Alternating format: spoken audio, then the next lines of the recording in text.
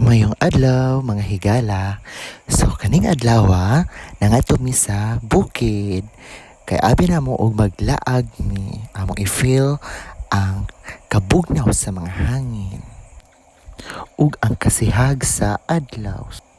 Ambot ba basta kay nice kayo mag-ima-ima diri. Kana bitang bukid feels kaayo.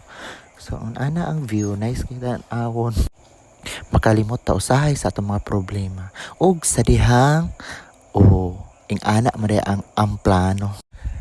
Mangita man kahoy sa bukid kay wala na ipang sugnod. Si Ma'am Leonela. Way ga ulo-ulo, smiling kaayo. So double purpose tay among paglaag ani. Maglaag kay magpahangin og mangahoy kay wala nay pang sugnod. Ako ming try sab ko kay abi na ko maglaag-laag rami. Mangita man may kahoy di ay. So mao na siya.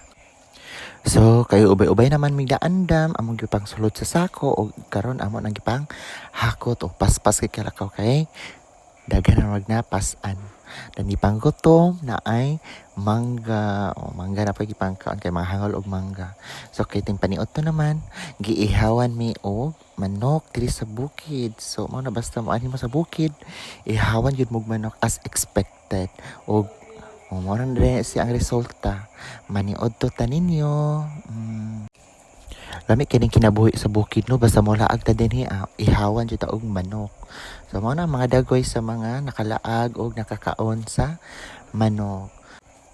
So pag humana magkaon, baklay na pud may uda. Nakita na ko ang view nice kay ang mga kahoy tan-awon no.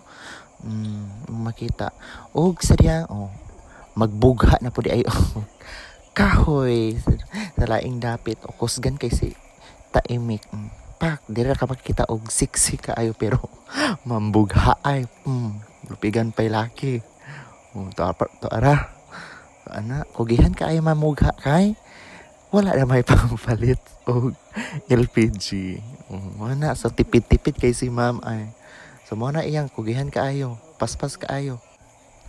Og ako apong gisulayan para maka-experience ko kaning buga-buga nga sa mga dagko king kahoy. So dili man jud ay lalim no. Lalim ang pagsugnod pero ang pagbugha di jud ay lalim. Mo na maginahinay jud sunod kay na batiis na isugnod nato ani. So mo na mo makauban tilalay, perting kalingaw og bugha og ginagmay. So ako dinagko kay ambot ay indot man bughaon mga dagko. Tan-aw ra ko nila. So mo na siya di lalim ay hangak sila na pod. So na ko nakita din kanding cute kaayo gamay nasa sulod ng balay. Mingkay maringalan ani. Di nakuratan la. Idlas kay ni dagan lang noon. So mo to sa gawas akong giduol. Behave na din kay si Mingkay. Mingkay maritawag ani. Ambot ay cute mo kay tan-aw mga kanding nga gagmay pa. So moro to bye.